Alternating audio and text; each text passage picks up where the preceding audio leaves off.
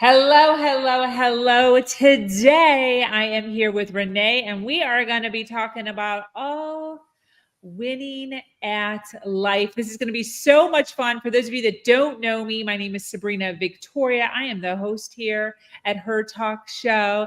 If you haven't already subscribed, girl, get on that button. These podcasts are guaranteed to have you thinking differently about life. Let's jump right in. Get ready, because today's guest is about to change the way you view your world. This is Her Talk Show, hosted by Sabrina Victoria. Girl, what? If you are listening live, thank you so much for already jumping on. We love it. If you're listening on the replay here, make sure you hashtag replay wherever you're at so we can send you some love. We have had over 500 women. I think we're getting pretty close to 600 women grace this stage, and we are adding another one to the list today. Renee Bauer. She is an international speaker, author of 3 books. Divorce in Connecticut. Oh, that's niche down, girl. The Ultimate Guide to Solo and Small Firm Success, and the children's book, Percy's Imperfectly Perfect Family. Get those P's. She hosts the annual She Who Wins Summit, a live event to create and to inspire, motivate, and challenge women to move forward bravely in their personal and business lives. Her impact has been recognized by Success Magazine, where she was nominated as a Woman of Influence. She has been featured in multiple media outlets such as the International Business Times, Comment Central, AP News, NBC, Fox, and iHeart Radio. Super excited to have this woman joining us today. Welcome. Hey, Sabrina. Wow, that was your energy is amazing. I'm just going to sit back and listen to you for this whole half hour. Girl, get it. We got to bring it when we're 2D, right? We're 2D here. And you got to bring the energy. I am so excited for everything you are bringing to us today. We have not talked on this topic for a very long time on this podcast. So I'm really excited to see kind of where this goes. You are bringing the title to us as Ditch Your Inner Good Girl and Win at Life. I'm assuming you were once that good girl. Oh my God, I totally was. For years. Tell us. Oh, geez. I mean, think about, I'm going to call out everyone who's listening right now. People pleaser, was more worried about keeping everyone else happy than actually expressing what I wanted myself. Yeah. Boundaries were blurred like nobody's business. I would set and break my own boundaries like it was my full-time job. I did not want to have uncomfortable conversations. So I'm a divorce lawyer who hates conflict. So I could do my job, but in my personal life, I was avoiding those conversations, which resulted in my at least one divorce, but I'm twice divorced, shame, and making decisions based on whether I was going to have shame, like all of the good girl things. Like that's who I was until I figured out how to shake that persona and what would happen when I actually did do that. And the abundance and the relationships that were aligned and the career that was aligned and everything that came in once I dropped that good girl persona. This is so interesting hearing you say that lawyer and then doesn't like uncomfortable conversations. What is that? Yeah, I mean, it's a mask, right? So I can do my job. I would put on my heels and my suit and click clack down the courtroom hallway and could totally do my job like nobody's business. And it was because it was like acting, right? So it was a certain role that I was fulfilling in having those hard conversations, in negotiating and litigating. So I'm a trial lawyer. But when I came home, because I think I was immersed in that day in and day out, I did not want that level of conflict in my own life, in my own marriage, in my relationship. So it was so much easier to say yes and go along than it was to ruffle those feathers because it just wasn't worth it for me. I just wanted peace. I wanted to come home and chill out and have that peace. So then I wasn't talking about like, hey, my needs aren't being met, or this thing's bothering me, or we have a problem that's causing a lot of tension in our house. I wasn't doing it. And that sometimes, and for a lot of women, when you get to that point in a relationship and then you cross over to where there's no going back and there's resentment, it's really hard to undo that. And when women check out, we're done. And so that's where I own, at least in my first marriage, I totally own what my role was and where things went wrong and what I could have done differently. And, that was because, I'm a different person now. I'm remarried. And now like something comes up, my husband and I are like, all right, let's talk about it. Let's hash it out. Let's not put it off for a week, for a month, for years. Like, let's talk about it now in the moment so we can figure out how to resolve it and then move on. And it doesn't impact our relationship. Yes. Okay. So I want to ask, because this is one of the biggest, I think, crossroads that women come to, and they think they have to pick one, and maybe they do, maybe they don't. But I want to ask, can you be a good girl with boundaries, or is it good girl and then bad girl or bitch? Yeah. Is there even a line? Can you be both?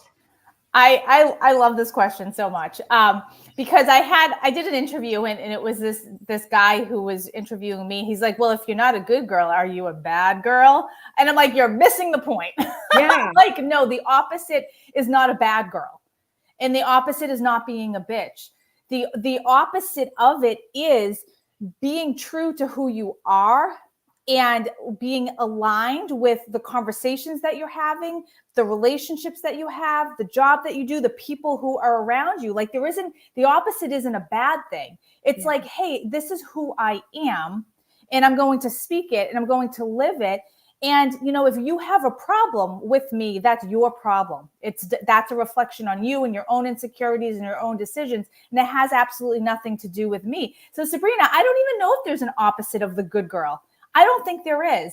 I think that the good girl is just the not being the people pleaser and not having boundaries. I don't think there's a label for what that opposite is. Or maybe there is, and I'm going to figure it out by the end of this interview. You know what, though? Just hearing you speak, I feel like they're both a box. So you kind of answered it. It's like being it's not good and it's not bad. Mm-hmm. It's just like you. Yeah. Right? Yeah. It's you in your most authentic version. Is not being the good girl. Because listen, I'm still the same person. I just know how to have the hard conversations. And now I know what's acceptable and what's not. And now I know how to, address things as a boss or as a friend that come up that don't feel good. And so I'm not sure that there is that opposite. I'm glad you have dogs in the background. I know. I'm so sorry. I might have one coming up here. She's coming up. I don't know what's going to come out of her mouth. So this is good. We're on the same page. I want to ask, and I see this in both arenas. When did you step into the realization of, I need to start creating boundaries? Is that what created the last divorce? Is you recognizing it in that divorce or in that marriage, or two journeys, and then you're like, start making some changes? Yeah. Where did your pivot happen? So I would say it was absolutely when I found myself on the other side of a second divorce. And because that divorce was so fast, I was in and out of it in a total of probably a year and a half. Wow. And it was a moment of my greatest shame, because if the first one didn't cause shame and I moved through it, the second one had this overwhelming sense of shame attached to it because I felt like the failure. And then I looked at the relationship and I said, who am I that I attracted that into my life and I accepted it as okay? And this was a reflection not on that other person. This was a reflection on me, my choices, what I was willing to accept. And so it had absolutely nothing to do with that spouse. And I realized when I got on the other side of it, if I want to not repeat this over and over and over again, I need to face some hard truths. And what truths were they for me? is that I was not expressing myself. I was not addressing the conflict and all of the other things. And so it was that moment that I said, before I ever get into another relationship, I need to know exactly who I am, what I stand for, what my non-negotiables are, because only then will I bring in the person who is the one that's healthy and best aligned and whose values match mine. But I need to be so clear about what that is for me. I can't show up as my most wishy-washy version, because that's going to confuse the other person. They don't know what they're going to get. Exactly. So what did that look like for you? Learning, so you end up, you're back single. How does one, we have a ton of people watching live, by the way. Thank you for being here and hanging out with us. If you're on the replay, thank you for being here. How does somebody outside of a relationship, it's easy to understand how to do it inside of a relationship, right? You can practice on the person. How does somebody practice when they're not in a relationship so that they can be good, or not be good, be healthier, or healthier communicator in the relationship? Can you give us some things that maybe that you did in between where you started to work on yourself? It's, I spent time by myself. And I think that my default in the past was to surround myself with people or jump into something just to escape the loneliness. And instead, I actually embraced the loneliness. And I took myself away on vacation. I'm sorry, my dog again. I took myself on vacation by myself. I went out to dinner by myself. I did all of the things that I would have done if I was partnered with somebody. But instead, I said, okay, let's pretend that that person isn't there with me, and let me explore who I am. Let me sit with my thoughts. Let me sit by myself and see what comes up, and not be afraid of being alone. And I think that that was the key, because once I got to that point where I was no longer afraid of being by myself, I didn't need somebody else. I didn't need to rush into somebody else, because I was totally good and comfortable with that status. Yeah. How has your viewpoint on divorce changed, being an attorney and then also having gone through it? It's funny, because I'm not, I like being married. I'm not anti-married, and people will say, like, are you nuts? Like, you're a divorce lawyer and you got married 3 times. Like, what's wrong with you? You a slow learner? But I actually like marriage if you're with the right person and if it's a healthy relationship. I believe in that. But I also believe in walking away from something that has come to completion. So I think it's just as important that you don't have to to roughly, tough it out. I think so many women and men too are like, all right, we just have to get through when the kids go off to college, then we'll make a decision. Or they just think like, oh, we'll just get to 25 years. Like, you don't have to tough out your relationship. If it's come to the point where you can't fix it, then it's okay to walk away. And there isn't shame around that. And I think that for a really long time that my own shame attached to it was attached to failure. And now I look at it was a gift. Like, you know what? I'm so happy that I made the decision that I made. So now I could have the most aligned relationship and version of my life that I have now, because I was brave enough to walk away, even though I was worried about the people talking about me or what family would say and what friends would say. Still knew that I had to do what was best for me. Yeah, that totally makes sense. How has your empathy changed towards your clients? I have always been empathetic. I am an empath, true, to the very end. But I think that what has changed, having gone through that myself, and when someone is sitting there saying, you don't understand, I'm going to miss my child, I can say I do understand, because I've been there. I've been there when I've sat on the bathroom floor crying because it was Labor Day weekend and I didn't have my son. And I've experienced all of that. So I can truly understand their grief and their pain. And then also be able to say, I also know what it looks like on the other side of that grief and pain. And I know how beautiful an opportunity you have before you if you can just keep fighting through it and just recognize that it's going to come and go in waves. And some days you're going to feel great, and others days relief, and some overwhelming sadness, and that's okay. Just you keep moving forward. And I think that's the key, is you keep looking forward rather than looking in the past and blaming your spouse and staying caught in that anger. And if you can do that, there's so much beauty on the other side. So I think that's changed, because I can speak from my legal hat of saying, here's what the law says. I can really speak from my heart. Yeah. I feel like that would help. Like, I've never been married, but I feel like I would feel more comfortable. It's kind of like a gynecologist. Like, some women feel more comfortable with like a woman doctor because they have like your same, like they get it. But it's kind of the same with this. It's like, if I was going to get divorced, I would feel more comfortable with somebody who had gone through it at least once, who could empathize with the ridiculousness that has to be going through your head, like the fog and the confusion and the heartache. I mean, it's a lot. Yeah. And if you need that, some people don't need that connection, and they just want the hard facts. Like I always say, like, the clients who I had that were engineers, they did not want that. They did not want your heart. They did not care. Like, they did not want to hear about your experience. They just wanted the black and white and like, what do the numbers look like on the Excel sheet? You know, so it depends. Some people really want that, and they want to feel, you know, have that emotional connection, or hear from their lawyer and say, wow, you know, thank you for sharing your story. And some people just want to move forward and kind of cross all their T's and dot their I's. So everyone is so different.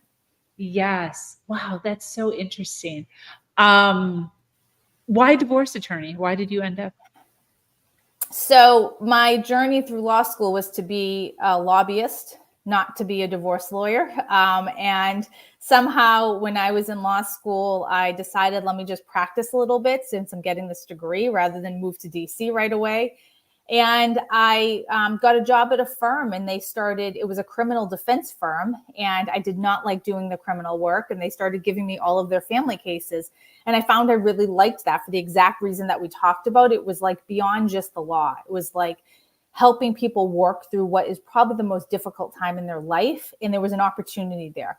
I was like, I can really help someone get through something. And I just connected to that area of the law and never looked back. Thank God, because if I had gone to DC and worked in politics, I would have been like chewed up and spit out. Yes. I know that you do. So you wrote a book, She Who Wins. We said that in the beginning. And then there's a summit, She Who Wins. And there's your job. You're an attorney, and you're married, and you have a child. How are you doing all these things? Everything. That's a great question. Because I'm not going to sugarcoat it. Everything has seasons that get more of my attention than other times. Yeah.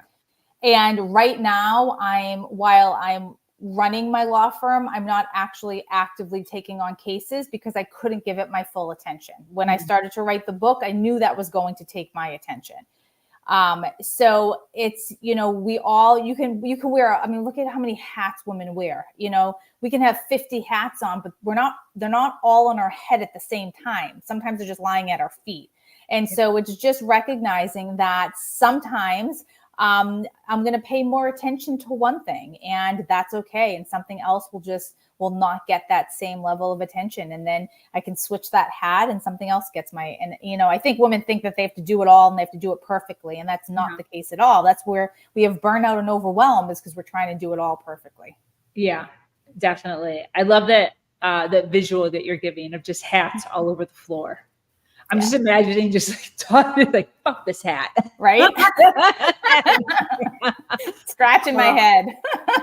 Yeah, because it does. It does start to get a bit much sometimes when you're trying to spread yourself so thin, especially as an entrepreneur, because you can't just step away, you know, from just leave the job at home, the computer's at home, the phone's at work, right? The computer's at work, the phone's at work. It's like we're carrying our stuff all over the place all the time. So that was a really awesome analogy. Can you tell us more about She Who Wins? What is this? So Yeah, so it was an idea. I was actually meditating one day, and I'm a writer, so that's something that has always been part of me. But I knew I had a different book in me, and I wasn't quite sure what it looked like. And I was meditating, which I'm not a huge meditator, but I do it at times. And I was sitting there and I was just kind of like thinking, what's the next thing? And that phrase, she who wins, popped into my head. And I was like, ooh, I don't know what this is. I don't know what to do with it, but I feel like it's something. And that turned into a live event right at kind of when COVID was still, people were starting to unmask. And I hosted a first live event and then planned a second one. But in the time that I planned the first and second, I got a book deal. And so She Who Wins turned into a book. And in it, I teach a framework all about helping women get really clear on what they want so they can drop their excuses and take action. Because I think it's really cool to be motivated and inspired, but we need to take action too. And that's a huge part of how I run my life. It's like you dream the big ideas and you drop whatever excuses are holding you back. And then you have a plan of action to put things into place. Yes. I love that. She Who Wins. Thank you. Super strong. Who did the cover on your book? The publisher did it. So what's fun about that is I knew I didn't want to be on the cover, which was like a trend that a lot of personal development books had the woman on the cover. Yeah. The author on the cover. I did not want that. And I wanted it to feel more like a fiction book because I'm also a fiction writer. I'm like, I want it to not feel like a self-help book. And I'm like, and I gave the artist all of these random like brain dump and like, how about this or something like this?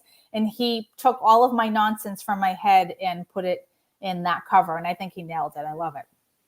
Yeah, I like it because you can't, there's no race, there's no eye color, there's no skin color. It's like any woman can relate to it. Mm-hmm. Yeah, smart. Because there's so much similarity between all of us. Even there's differences. There's so much similarity. And that's what the book is. There's a lot of storytelling in the books, and it's my stories, and sometimes it's clients I've had, but the book's not about divorce, and the book's not about me. It's like it's my lens from sharing things that I've experienced. But I think what I'm hearing from readers is that they see themselves in those same stories. Like all they have to do is switch out, maybe the place or the time, and they have something so similar. And I think that that's the point, Sabrina, is we all have the same struggles and we all have had the same thoughts or the same self-limiting beliefs and the same dreams and goals to some extent. And that's the point of it, is that anyone who reads it can see themselves in that pages and realize that there's nothing bigger than them. Like they can overcome, they can pivot their career at any point. They can leave their relationship. They can move across country, like whatever it is for them, they have the strength to do that. And it doesn't matter if you fail or you get rejected, like you keep going anyway. Yeah. I'd love for you to speak a little bit more on rejection and overcoming, and maybe, one of your personal proudest moments in that. Yeah. So rejection, I think women are afraid of that word. Like we think that rejection is something to be avoided at all costs. And I say BS on that. I think we celebrate rejection because that means you put yourself out there and you went for it. And I think most people are playing it safe and they don't do that. So I talk about rejection and I share how my publishing journey, and that I got 113 rejections from literary agents before I got the one yes. So that means 113 emails came over that said like, yeah, no thanks, or like, this isn't good enough, until I had one email that said, hey, I might be interested in this. And then after that, it's so funny because I was like, yes, I have an agent and now I'm going to get the book deal. I'm going to get my lake house and like all the things, right? Well, that didn't happen. The only difference was the publisher rejections now went to her and then she forwarded them on to me. So even after I got her, we got so many rejections from publishers until we got the yes. And it was like, I just knew. I knew like this was a dream that I had. I knew I had something to say. And I was not going to stop. No one was going to tell me no. And finally, the book is here because of that determination. And like, just imagine if I had stopped after rejection 25 or 50 or 100, you know, if I got to 100, it was like, that's it, I give up. Well, the book wouldn't be out in the world right now. Yeah. Yeah. Cause you could have easily even just put that cap on it. Like, Yeah. okay, like once you got to 80 or whatever, you could have been like, okay, I'll do it to 100. Yeah. And then if it's a no, it's a no. That's interesting. That's a good solid number. I feel like there's a lot of people that would have done that. So yes to all that. And what was the journey of emotions to that number? Because people listening right now, they're like, Renee, you were just happy the whole time. You were just like, yeah, no, there, yeah. Oh no. So take us on the journey of what that actually looked like. Oh my God, so good. It's such a great question because it was a roller coaster. Let me tell you, the first 50 were heartbreaking. And then I just became numb to it. And I decided that I was not, like at one point I was saving every rejection and like putting them in a folder in my email. And then I just started to delete. I'm like, why am I doing this to myself? So I got really detached from it. And it was just a delete, move on. This doesn't have a place. I think it was harder, quite frankly, once I got the agent and we started to get publisher rejections, because we had some really close calls where there could have turned into something. And those ones were harder because I would get so excited. I'd be like, all right, we're making it up to the acquisitions board. Like, this is great. And then the rejection would roll in. So I would get my hopes up and then have it crumble. And, you know, I didn't detach from those. That was too hard to. And I think I just was like, all right, like, we've got this. It just means we have to pivot to maybe that wasn't the right publisher, right? Like, maybe that wasn't the right people for it. And the editor who ended up buying it, is now a friend of mine, and she's amazing. And so I'm so glad, like, she is such a champion of this book. So I'm so glad it ended up with her. And had we gotten that first yes, then it wouldn't have found its path. So, you know, sometimes it's still, and I'm still dealing with releasing control over things sometimes and just letting it roll the way it's supposed to. And that's an exercise that, you know, I have to remind myself every single day, is because I'm a control freak. I'm a type A-er, I'm a doer. Like, I want all the things done the way I want them on my time. Yeah. So I'm working on that. Yeah, definitely. And I love that story because I think that so many times we see people, right? For those listening live or on the replay, we see Renee. She's done all these things. She's been on a lot of places. She's speaking. She's on podcasts. She's written a book.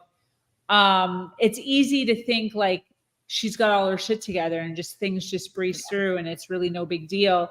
And a lot of times we, as the viewer, detach feelings to you of that you're a human and that you went through all the ups and the downs. So then when we start going through our own journey, we're looking at and we're like, well, for Renee, it was a breeze.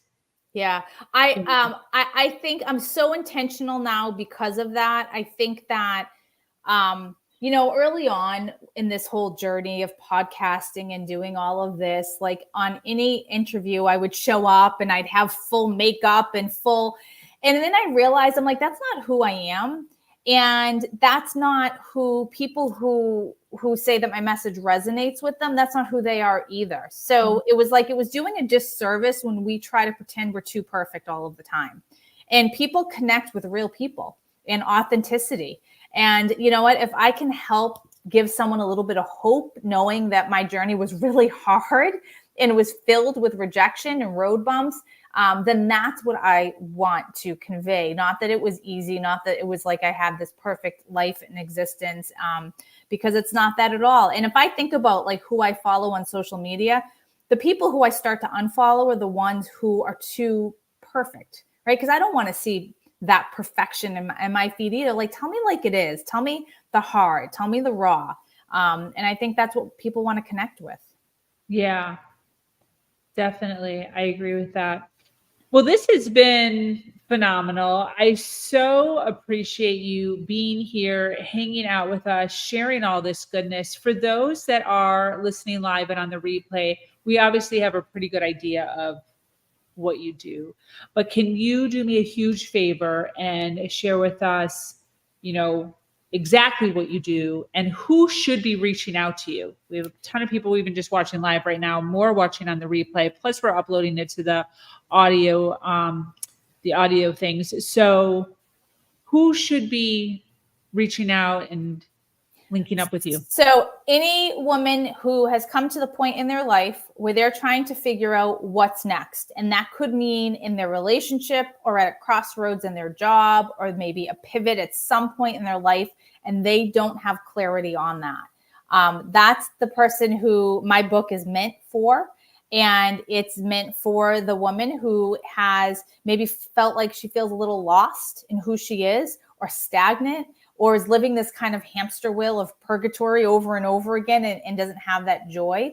I would love to have them grab a book and read it and help get clarity on what it is they want in life so that they can move forward and go for it. And I'd say read it, reach out to me, share your favorite passages. And Instagram's always my favorite place to kind of hang out, and I respond to all of the DMs. So that's at Ms. Renee Bauer, same as my website. Beautiful. And so Instagram's your fave. That's where, yep. Any other social media, or is Insta's the place to be? I'm everywhere. It's all under the same handle, Ms. Renee Bauer, everywhere. Beautiful. I love it. Well, this has been phenomenal. For those of you that resonate with Renee and all the goodness that she shared today, make sure that you reach out to her. We love to connect people to make sure that we all continue to rise. Any closing thoughts, Renee, as we start to close up here? Just don't be afraid to take the risk. And I think that a lot of women don't like that word risk and they try to avoid it. But I say you charge towards it. Go for that risky thing, because there's so much potential and joy and life-changing things that can come out on the other side of that risk. So I say define it and go for it. Oh, that's good. When you're thinking of risk, what are you thinking about? I'm thinking of the person who hates their job and they want to start a business, but they're afraid to because it's risky. I'm thinking about the person who has been married for 25 years and knows that the relationship is disconnected and at its end, but they're afraid of living alone because they never have. That's risky. Yeah. I'm talking about putting yourself out there, whether it's writing a book or starting the podcast, all of the things where you can be faced with rejection or no downloads, all risky. Yeah. All risky, 100%. Well, this has been phenomenal. This brings us to an end of yet another incredible episode of Her Talk Show. Thank you, Renee, for sharing your wisdom and inspiring us all. To our dedicated listeners, thank you for staying with us until the very end. Remember to follow, like, and share. Once again, I am your host, Sabrina Victoria, and I invite you to join our amazing community, Her Nation, where we continue to lift each other up every step of the way by having conversations just